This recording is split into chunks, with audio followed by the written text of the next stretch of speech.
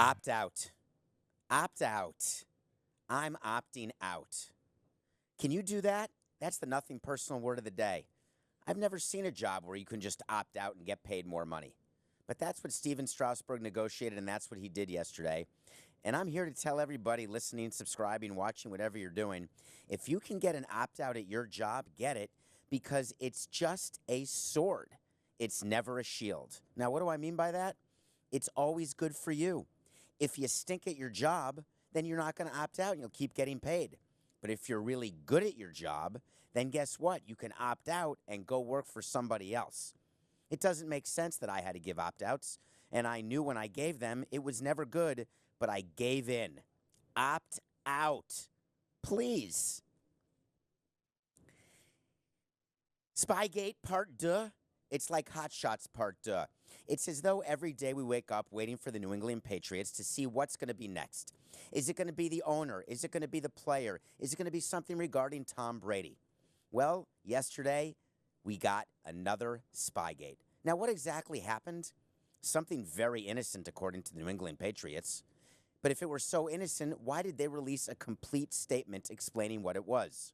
Well, here's exactly what happened if you're just waking up. Apparently, there was a camera crew that was fully credentialed to go to the press box at the Cleveland Browns-Cincinnati Bengals game this past week. And this was a camera crew that the Patriots are claiming is called an independent contractor. Well, don't buy into that. When you run a team, half the people who work for you are independent contractors. They still work at your pleasure, doing the exact work you tell them to do. What independent contractor really means is no health insurance. That's generally the rule of thumb. So the independent contractors get credentialed, they go into the press box, and they start filming the sideline of the Cincinnati Bengals. What a coincidence. The Patriots are playing the Cincinnati Bengals. Yet the Patriots said that's not what we were doing. We weren't trying to benefit our football team. We were actually creating content for an online show for you, the fan, so you could see what it's like in the life of a pro advanced scout in football. So instead of interviewing the scout, instead of showing the scout in the stands, they actually had on camera, up close and very personal, the defensive signals and every other coach's signal that was going on during the course of the game. And then they got caught. And then they ran for cover. Bill Belichick came out today and said, we would never want to cross that line again because it's happened and we don't want to be associated with behavior like that. And this is from a man who paid a $500,000 fine for his role in SpyGate Part 1. So why is it that the Patriots felt a need? I'm hearing everywhere on the set of CBS Sports HQ, the Patriots are playing the Bengals. What kind of advantage do they need? Well, here's my answer. When you cheat, and that's the way you've been operating, and when you go right to the line and sometimes cross it, it becomes an addiction. It has nothing to do with who the opponent is. You don't only try to spy before a Super Bowl or before a big divisional game. If that's your modus operandi, you're doing that at all times. Now, what a brilliant move by the Patriots to claim that it's part of a segment called Do Your Job. Well, it turns out the independent contractors were doing their job, and their job was to make sure there was video taken. But of course, that video was never seen by anyone in the football operations department. That video footage was never seen by anyone but people in the social media department or in the marketing department. Let me explain to you what happens inside a franchise. The baseball department and the marketing and sales department are not living on three separate islands. There's something called a team president. And what the team president does is make sure that everybody's communicating, that every department knows what the other department's doing. There is zero chance that the New England Patriots sideline, Bill Belichick, the GM, the owner, there's zero chance that they didn't know that there was a camera crew who got accredited to go to the press box of a Browns-Bengals game. Zero chance. Now you're saying I'm being cynical. And it's possible that they were just doing a show to add content to the fans and that the football department, Belichick included, would have no interest in seeing this footage. And in fact, they said they never viewed it at all. And when the Patriots found out it was going on, they immediately gave the footage over to the NFL. Don't buy into it. They knew it was going on before it happened. The only way to become an accredited member of the media and get access to the press box is the team, Patriots, have to submit permission, basically a form, to the Browns asking for credentials, which are literally the things you see around people's necks with pictures and words. It would say New England Patriots on it. You can only get that with the Browns saying yes and with the Patriots making that formal request. And do you think the PR person, the head of PR for the New England Patriots, just did that on his own? He came up with this great story idea that no one knew about? Of course, everyone in the Patriots knew about it from the top down. The big question that we're asking ourselves today is the reason why we don't believe Bill Belichick and the Patriots because they've been so good for so long and we love to hate them? Or is it possible that he has so much hubris and so narcissistic as an organization that they're fine with bending the rules, breaking the rules, taking every possible advantage? Is it possible that all teams do things like this, but they just do it worse because they get caught more than anyone else? I encourage you to think about what you do in your workplace when you're trying to get ahead. How far would you go? What line would you cross? And if no one were watching, does that make a difference? To the New England Patriots, it certainly did. Thank you, Jerry Jones. You're on my Christmas list, Hanukkah list. I'm saying thank you because you have helped, nothing personal. Every day you give me something phenomenal to talk about with the listeners and people watching on CBS Sports HQ. And today you did something that you shouldn't have done, but not as the owner. I've criticized you as an owner for not firing your GM, which is you. But in this case, what you did today is the GM's fault. You had a kicker named Brett Maher. Now, Brett Maher is not an effective kicker. He's a kicker that from a GM standpoint, you need to cut him loose. You can do better. You're trying to take the lead in the NFC least division. You know that that's been an issue. We all saw what happened last weekend. But here's my question, GM Jerry Jones. When did you know you were going to let him go?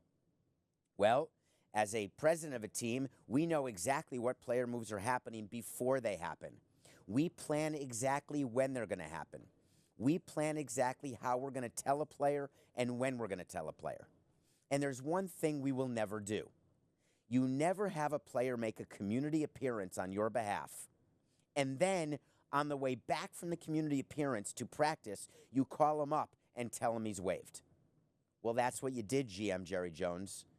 Brett Maher went to a hospital, dressed as Santa. He may be Santa. He went and saw sick kids and patients with a smile on his face, knowing that he had a bad game. Do you know how many players I've had over the 18 years in baseball who after bad games would cancel community appearances because they were grumpy or who slept through it? Well, he knew that he had a problem last Sunday. He knew that there was a chance that he would not make it to this coming Sunday, and yet he woke up and he went to try to make a difference in other people's lives. And instead of telling him before that appearance, you waited because maybe none of your other players wanted to go, or maybe Jerry Jones, the GM, wasn't paying attention to what's going on in the community department. But a good owner and a good president and GM knows every little thing that's happening in the organization. It's an ATD, Jerry. It's an attention to detail. And in this case, what you did to Brett was completely unacceptable. I have a segment which I enjoy. It's called So You Want to Talk to Samson.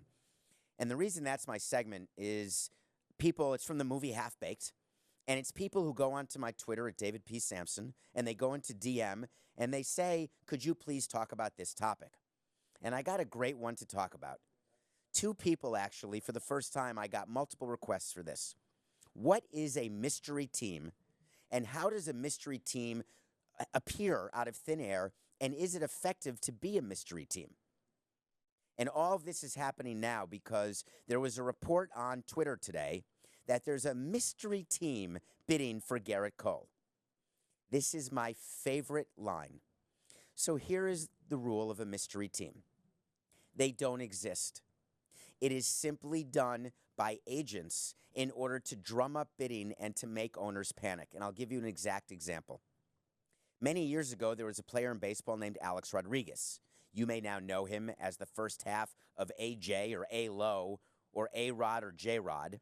But in fact, he was on his way to becoming a Hall of Fame player before steroids got in the way. Well, he was a free agent and he was negotiating to move teams. And wouldn't you know that there were some rumors about which team he'd sign with, but it was always going to be large market teams. And out of nowhere, a mystery team surfaced, and HRED joined the Texas Rangers on what was then a record-breaking deal and what is now are the peanuts on the floor of a restaurant like Five Guys. So the mystery team happens when an owner is watching CBS Sports HQ or reading Twitter or getting calls from friends and family saying, you know, we could really get Gerrit Cole. We need Gerrit Cole on our team. He can help us win a World Series. Well, here's the point about mystery teams for players like Gerrit Cole. The owner already knew that. A mystery team only works for mid-level free agents, for trades that you're not focused on, where a mystery team swoops in and makes a trade offer that no one had contemplated and there were no leaks. You can't have a mystery team for a talent like Gerrit Cole because there is no owner in baseball who doesn't look in the mirror and say, Gerrit Cole would help my team. There is not one owner who didn't go to his GM and talk about Gerrit Cole joining the team and have the GM respond, listen, I'm happy to have a meeting with the agent. I'm happy to have Gerrit Cole on my team, but tell me, Mr. Owner, what's our payroll going to be? And if your payroll is $120 million, you can't have one pitcher making $35 to $40 million unless you want to watch October baseball. The general rule of thumb is that you can't have one player more than 20% of your full payroll. Ideally, it would be no one player is more than 10 to 15%, but with the way superstar pay is going, that math is becoming increasingly difficult. So why is it that we hear about mystery teams? Because what's going on in the winter meetings now is a feeding frenzy of rumors and innuendo and straight panic. Stephen Strasburg opted out of his deal, and he just signed with the Washington Nationals. Now you've got Gerrit Cole, who's next, represented by Scott Boras, and the question is, what team will he go to? It's not a matter of, does he want to be on the East Coast or the West Coast? It's not a matter of the Minnesota Twins wondering whether Cole would ever want to play in the Twin Cities, because the answer is, of course he would. The Twins would not need to be a mystery team swooping in and meeting under the cover of darkness. This isn't about intrigue. This isn't about when you're trying to recruit a high school player or a college player or a player internationally when you don't want other teams to know that you're interested. It makes no difference whether everybody knows or nobody knows that you are interested in signing Gerrit Cole. Now, when it comes to a trade, let's say of Mookie Betts of the Boston Red Sox, there may be a mystery team involved in that, or Chris Bryant. We've said here on CBS Sports HQ that the Nationals have checked in on Chris Bryant. Does that make them a possible mystery team? No, because every team checks in on every player during the winter meetings. They all text each other. They have their phones, and they say to each other, hey, is Bryant really possibly going to be moved? And that counts as checking in on Chris Bryant, because then the Cubs can put their name on a list, which is what you do at the winter meetings. You literally keep a list of which teams have checked in. There's an intern who does this on a whiteboard, and you've got all the players lined up. If you're the Cubs, you've got Chris Bryant written down, and you've got written down which teams have quote-unquote checked in. And on the right side of the whiteboard, you've got the name of free agents you've checked in on. The problem with checking in on a free agent, you're no longer then a mystery team. And what does checking in actually mean? It doesn't mean that you intend to sign this player. It doesn't mean you can afford this player. It means when you are talking to the agent of this player about any subject, including what drink you're going to order at the end of the night at the winter meetings, and it comes up, hey, what's happening with Cole? Are you moving on him soon? The agent gets to say that that team is now interested in signing Gerrit Cole. That's how these rumors always start. You have to watch everything you say. But the incentive of having a mystery team is simply to scare Brian Cashman and Hal Steinbrenner and scare Artie Moreno and Billy Epler and scare Andrew Friedman. And it's only to say, if you want Cole, it's not just the Yankees you're going to have to outbid, it's this mystery team. But that's not how the Gerrit Cole negotiations are actually going. Scott Boras has given every team the exact amount it will take to right now get Cole to sign during the winter meetings. Don't believe anything that you're reading that Scott Boras is waiting on offers. Scott Boras has made it very clear what it will take. And if you happen to hit that number first, you'll get him. But rest assured, you'll overpay for him.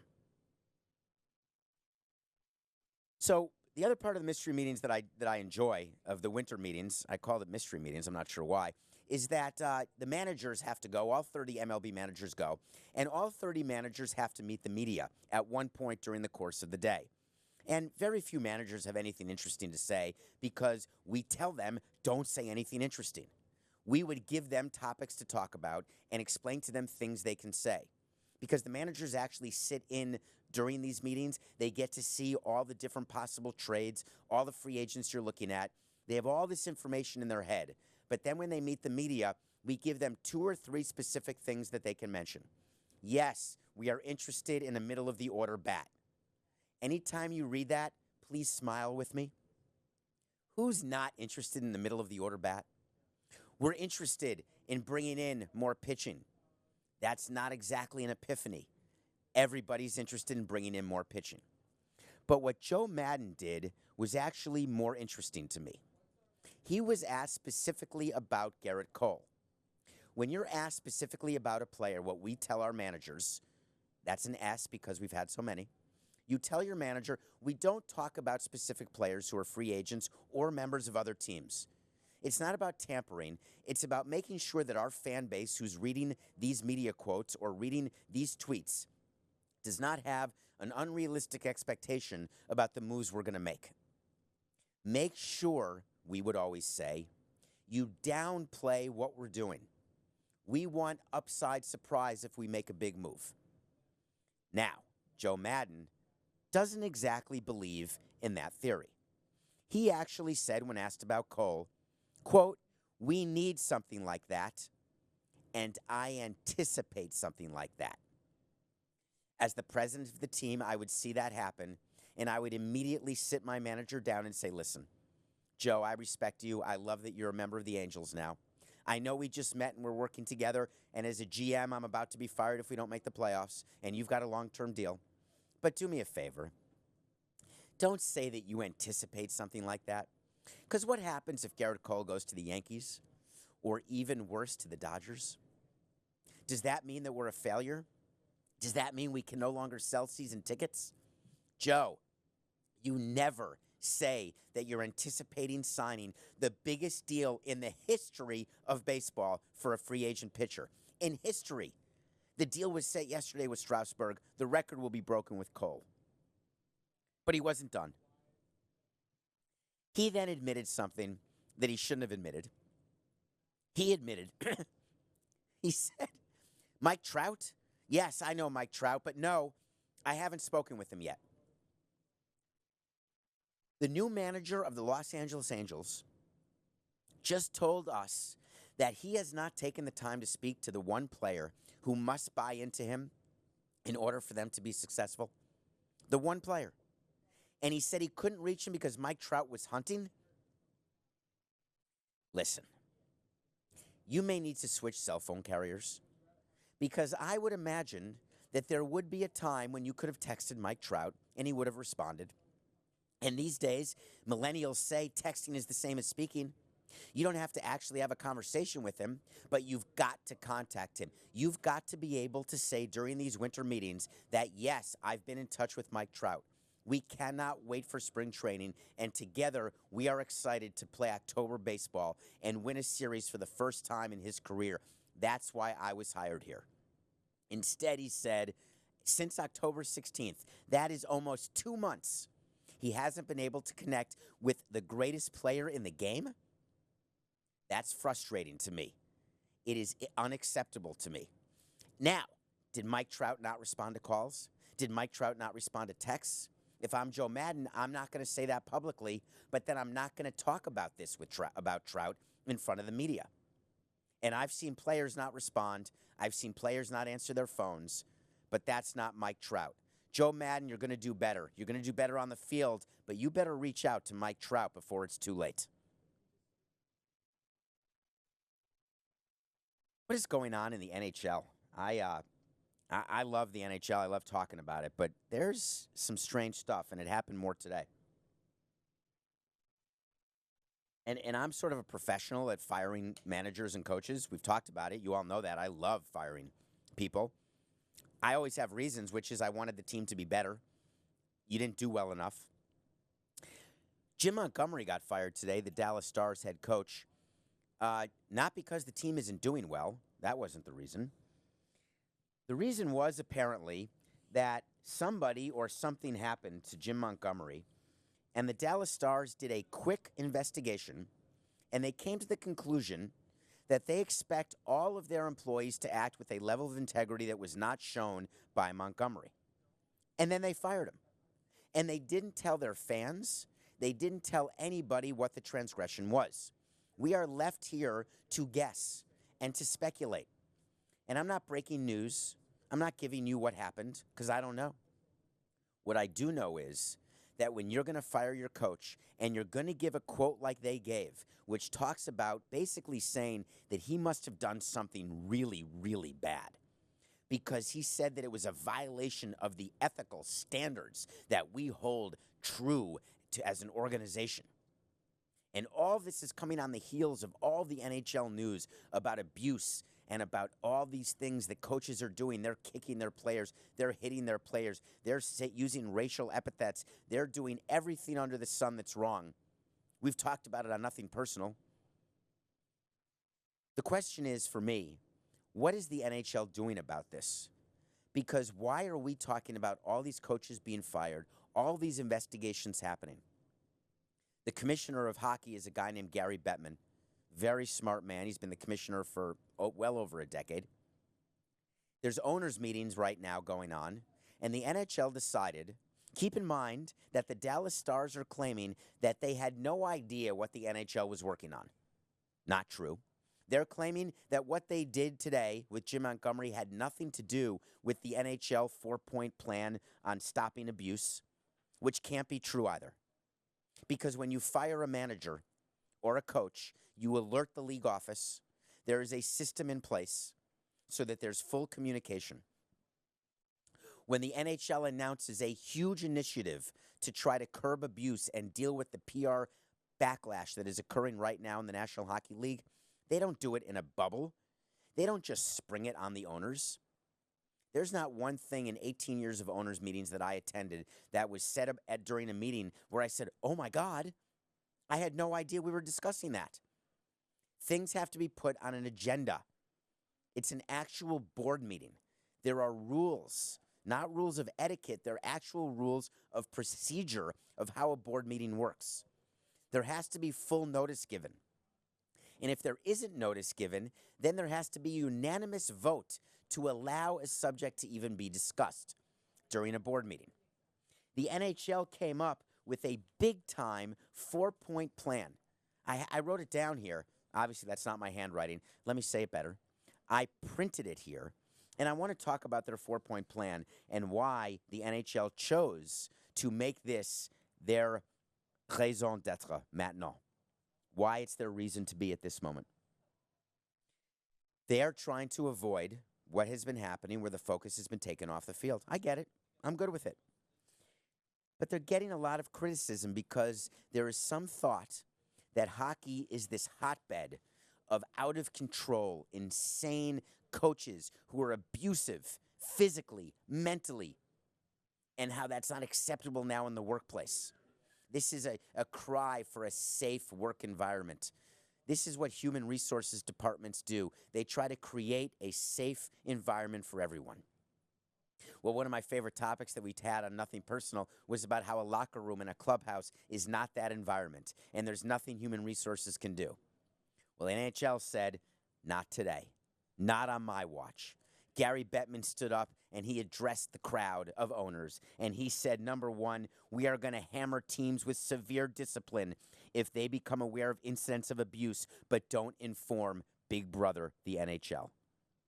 Number two, the league will create a mandatory annual program for coaches, GM, and front office on counseling, consciousness raising, education, and training on diversity and inclusion.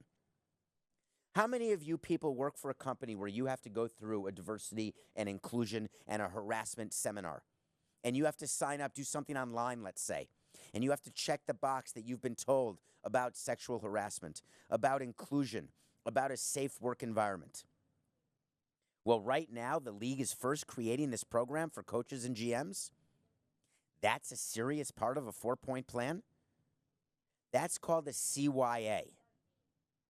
3, how we're going to discipline these acts. Well, inappropriate conduct engaged in by club personnel will be disciplined either by the team, the league, or both. While discipline will be on a case-by-case basis, it's my intention that it must be severe and appropriate and designed to remedy the situation to ensure the conduct does not occur again. This is when I jumped for joy when I read this. They are going to discipline you so badly, so severely, that it will remedy not just this situation, but ensure it never happens again. Let's talk about that. What does it mean? Did you lose draft picks? I worked for a Major League Baseball team. Take away my draft picks? Big deal. Fine me a couple $1 million? I'm good. Vacate victories? Not let me compete for a World Series championship? Rule me ineligible for the playoffs? Now we're talking. Other than that, it's just dollars and cents. And I assure you that anytime there's a problem within an organization, the first thing they do, we saw it with Mark Cuban and the Dallas Mavericks. He had the big issue of sexual harassment and horrible workplace environment. The first thing he did is he threw money at it. He created all these workshops, and he created all these classroom activities, and he created an investment arm that he's going to look and investigate. Not an investment arm, of course, an investigation arm where he's going to look into everything that happened. That's what the NHL is saying here. We're going to look into everything, and then we're going to fine you, maybe suspend you. Are you going to fire an owner? Are you going to force an owner to sell a team? Well, if you forced an owner to sell, that would stop me from letting anything go on in my organization because I'm not going to let you sell my team. Come on, Gary. Number 4. This is a good one. A 24-hour, 7-day-a-week hotline where people can call in anonymously if they choose to report incidents or unacceptable conduct.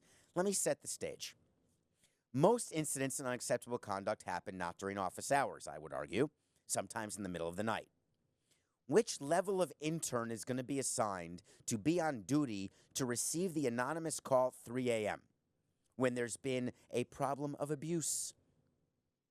Or will it be during the day that there'll be somebody whose other job, have you ever seen the old telephone operators where they've got 10 lines? This one is the abuse line. Here's how the call would go. Hello, you've reached the confidential NHL abuse line. Who am I talking to? Oh, no, I'm sorry, I can't ask that question. You'd like to report something? Okay, but you won't tell me who you are? Can you tell me what team? No? Well, is there any, why are you calling again? Oh, no, we're not delivering pizzas right now. 24-hour, 7-day-a-week hotline. Gary, this was your chance to actually be a difference maker in the NHL. This was your difference to stand out amongst the other 3 commissioners. I said 4 because I was including Don Garber for MLS, which I shouldn't have. But this is your opportunity. And instead, he came up with a 4-point plan that, for me, it's not worth the paper it's printed on.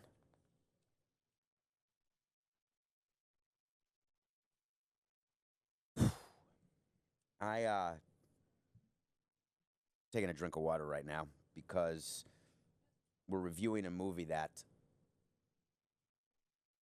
is probably the most personal movie I've ever seen. I watched last night Marriage Story. We talked about it. It got the most Golden Globe nominations. And Adam Driver is really the odds-on to win Best Actor. Scarlett Johansson will be nominated for Best Actress. It's directed by Noah Baumbach, who directed Squid and the Whale. It's pretty autobiographical. And Marriage Story is, whatever you think about it, whatever preview you've seen, I'm going to tell you what Marriage Story is about. It's a story about a man and a woman and their child. And it's a story about what happens to the child during the course of divorce and how divorce happens and why it happens and how a mother and father can completely act what they think is in the best interest of the child, but it's not. How a mother and father can completely change the way they react to each other only because they get lawyers involved who don't care one thing about the child and don't care about anything but the legal bills. And what Noah Baumbach did is he created a story that is so significantly meaningful, with performances the likes of which I don't recall seeing. I found it personally difficult to watch, and I know many of you who are children of divorce the way I am are saying you're not going to watch the movie. But I had the opposite approach. I wanted to watch it because I wanted to feel the way I felt. I was 6 years old when my parents got divorced, and my mother moved me and my sister to New York from Milwaukee, Wisconsin. Much like what happens in Marriage Story. And it started what for me has now been a 45-year process of basically blacking out many things in my childhood, not remembering, not wanting to remember, figuring out who to blame, understanding who was lying to me and who wasn't when I was a little boy. This isn't about what happens when you get divorced and your kids are in high school or college. It's about what happens when you get divorced and your kids are 5 years old or 6 years old. And it's the selfishness of parents who think they're acting in the best interest of the child because they want more time with them. But what they don't realize is the fighting they're doing causes the child irreparable pain that never goes away. I have that pain, and I don't blame my mom or my dad. I blame the circumstance. I blame the fact that they couldn't get along when I was a child. I blame the fact that they put me in the middle all the time. I blame the fact that they would say things to me that were obviously lies just to forward their own story and make their own story better. And I haven't been able to forget about it. And there's nothing any therapy can do, even though I try, because there's triggers. And Marriage Story is going to be a trigger for many people out there. But it's an important trigger to have happen because it was therapeutic for me. It was about a 2-hour movie. I spent almost an hour of it. I could feel tears coming down, and I'm actually sweating. I don't know if you're watching or subscribing. I'm nervous just talking about it. And the reason is that it feels like it's written for you. But to not see it because you feel as though it's going to hurt too much, that's not allowing yourself the process of healing. And it's not allowing yourself an opportunity to look at how to act.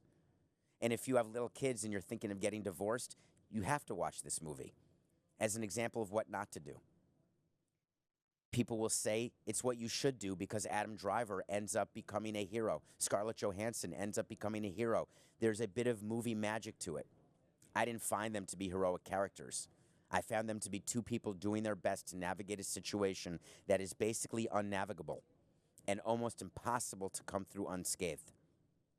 But if you're going to try, then the first thing you have to do is try not to get lawyers involved before you've found a way to make it so your child is not in the middle. Go see Marriage Story. You won't regret it. It's not going to feel good, but you won't regret it.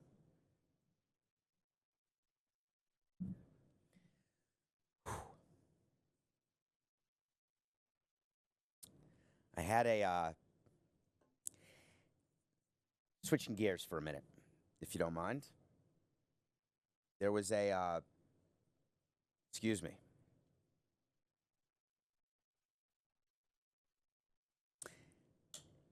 God, the Jets are a mess, aren't they? When you've got a player who is, here's how it works in sports when you're sick or you're hurt. There's something called the training room and a training staff. And the way it works is when you're sick, you have to report to the training room because you have to get looked at by the training staff so they can evaluate whether your treatment is going right. They can evaluate whether they're doing the right thing to make you better. Le'Veon, is it Le'Veon or Le'Veon, Coca? Le'Veon. Damn it. Le'Veon Bell has the flu. He doesn't show up. He doesn't go through workouts. He misses the walkthrough, and then it's announced he's not going to play in Sunday's game. Yet, he was on social media on Saturday night bowling. He went bowling. I don't care whether he was drinking. I don't care that he went bowling the night before a game. What I care about is if you've got the flu, do you really want to get the people you were with sick? Do you have such little regard for your friends and your bowling teammates that you don't care that you're putting your flu-ridden fingers inside the bowling ball holes and letting other people with OCD touch those holes and getting sick? Were you thinking about that, Bell? Were you thinking about anything? Because it's an embarrassment. It's an outrage. You're a disgrace for having done that. If you can't play a game, then stay home and watch Netflix. Don't go out bowling after you've told your team that you can't practice and can't play, that you don't show up for a walkthrough, and you have enough energy to go out. Was it a 24-hour bug? Then you should have played. It's your job. I have a hard enough time when players go out the night before they play or pitch. It drives me insane. But if they can answer the bell, I'm a consequentialist. Whatever you can do on the field, however it is that you get prepared, as long as it doesn't involve handcuffs and a mugshot, I'm all in. But if you can't answer the bell, no pun intended. I just realized that that was like a pun festival. If you cannot answer the bell and play, then sit at home in front of your 65-inch TV. The Jets have a systemic problem. Adam Gase is not ready to lead a team because as the leader of a team, you have got to know everything about your players. All Gase said was, that's not a good look. I don't like the optics of that. That's what you're going to say when you have a terrible team that can't win a game. You have a player who you gave a ton of money to, and the best you will say is you don't like the optics of Bell going bowling the night before a game when he's not going to play, when there's only 16 games in the whole season, and he claims he's sick, and the best you're going to say is, oh, I don't like the optics. Guess what, Gase? I don't like the optics of you coaching a professional team. I don't like any of it going on in New York right now. I'm running that team. I'm sitting down right now. Number one, I'm getting ready for a new coach for my third time in 3 years. Number two, I am fining and suspending Bell. Not because I don't like that he was bowling. It's because he's either lying about being sick or he doesn't want to play. And no matter how you slice it, it's an absolute embarrassment to the organization. Speaking of embarrassing, how many of you are Knicks fans who want Jim Dolan to sell your team? You ready for Jim Dolan? You aware, right? We know he got fired. That's not interesting to me. Fizdale, 4-18 start. What's amazing is people thought, hey, Fizdale was going to be the difference maker. We have a chance. We've got Steve Mills, president. We've got Scott Perry, GM. We've got David Fizdale coaching. We've got a ton of cap space. The Knicks are going to be great, but they weren't. When you fire a coach, you stand up and take it like a man. You meet the media. You tell your fans what you're doing, why you're doing it. Well, Jim Dolan, Steve Mills, and Scott Perry hid. They hid behind their interim coach, Mike Miller. And I don't mean the three-point shooter. They hid behind Miller and had Miller meet the media for the first time after Fizdale was fired. That is shocking. The level of ineptitude at the top of the New York Knicks franchise is historic. Yes, Steve Mills, I'm talking to you. If Jim Dolan tells you you're not allowed to meet the media, you tell him, I don't care. Of course I have to meet the media. If you're the GM, Scott Perry, and you want a career in basketball and you're not meeting the media because Jim Dolan or Steve Mills said you can't, you meet with them off the record. You do whatever you have to do to let the media and your fans know that you're going to do it right. But instead, Jim Dolan and his merry band of incompetence have given you yet another reason not to be a fan of that team. And how are you going to attract a good free agent? And how are you going to attract more business, more money, more fans, more sponsors, more players? You're going to have to pay them. I can't think of another way. You're going to have to pay a coach. Will it be Mark Jackson? Would that be a great homecoming for him to come back? Mark Jackson, who had that run in Golden State, nothing until Steve Kerr took over. Is he a qualified candidate? He is. But does that make sense for the Knicks? Well, working for Jim Dolan is no picnic. And if you're going to get a coach, you're going to have to overpay. David Fizdale was one of the great guys in all of sports, one of the best people you'll ever meet. And the way he was treated was outrageous. But what was worse is the way you, the fans, were treated. You were not basically given the honor of being explained why you should give your emotion and your hard-earned money to this organization because they take you for granted. Don't let them take you for granted. Turn it off like a light switch. NBA did a Houston Rockets. You know, I've protested so many games. Here's how it works when you protest a game. You're watching a game. We'd watch it in the box with the GM, and there'd be a play, and we would question. We'd get out the rule book. Actually, every game that we'd watch in the box or wherever we were, even in the stands, we always had a rule book with us. The MLB rule book is extremely thick. For everyone who tells you in baseball they've memorized the rule book, they're lying to you. Not one executive, no matter how long he's been in the game, has memorized the MLB rule book. It can't be. I promise you. So we'd have a rule book. It gets sent to you updated both as a hard copy and then digitally. And we'd keep it on our phones, and we would keep the hard copy. And when something happened, we would decide whether or not we're going to file a protest if we didn't agree with the call. But before we officially filed the protest, we would call Joe Torre or call someone at Major League Baseball and discuss the process. This was the call. This is what happened. Where is your head on this? There'd be a conversation. I'm not sure what the Houston Rockets did after the James Harden protest. To remind you of how it went, James Harden went in for a game against San Antonio. There was a 13-point game, and he dunked the ball, and he dunked it with such force that the ball actually went through the basket and, defying gravity, somehow went through the basket, then back up over the basket, through the rim again, as though it never passed through. And the rule in basketball is it has to pass through the rim in order to be a basket. Well, this ball both passed through the rim on the way down and then again came back up. I never actually understood how that could happen. I've never seen that happen before, but that was the force with which James Harden dunked the ball. And it created chaos.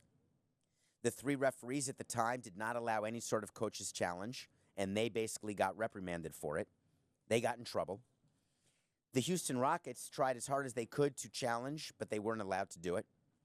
The referees met, and they didn't change the call, and the Rockets went on to lose.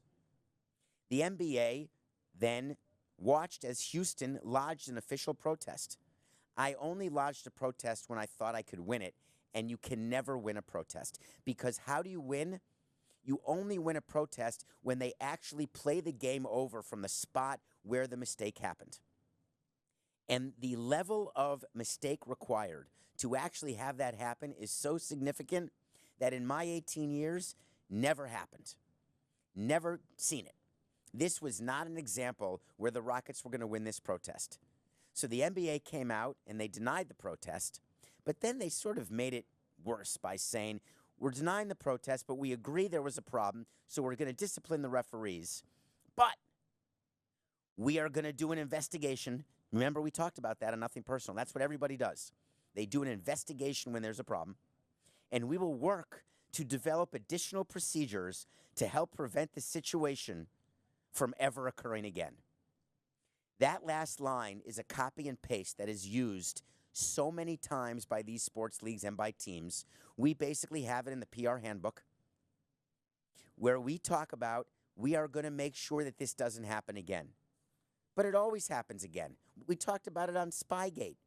Things happen again unless you do something with such great penalties that the deterrent is such that people will make sure it doesn't happen again. NBA, you could have done better. Tell you, we can't do better on these pick of the days. I know you were on the Giants because we told you to do it. We're making money hand over fist. We got an NBA game today that we're taking. Philadelphia 4 over Denver. Why? Because this is a Joel Embiid over Nikola Jokic. That sounds crazy. Why am I taking Embiid over Jokic? Because that's where this game will come out. Take Embiid over Jokic. Take Philadelphia. Lay the 4. Let's keep the streak alive. It's time for the wait to see, because we're going to wait. Pat Shumur, he gave me my wait to see today. He was asked whether he thought he would be the coach of the Giants for the rest of the season. And he actually said, wait and see. He doesn't realize it's wait to see, not wait and see. Well, my wait to see, Pat, is don't you worry. Your season is so far gone. It's so definite that you will not be the coach of this team next year. But I promise you get the final 3 weeks to say goodbye to your team, make it the long farewell, and enjoy. But Pat Shumur, Just know this, my friend. It's not business. Yes, it is. It's always business with a head coach. It's nothing personal.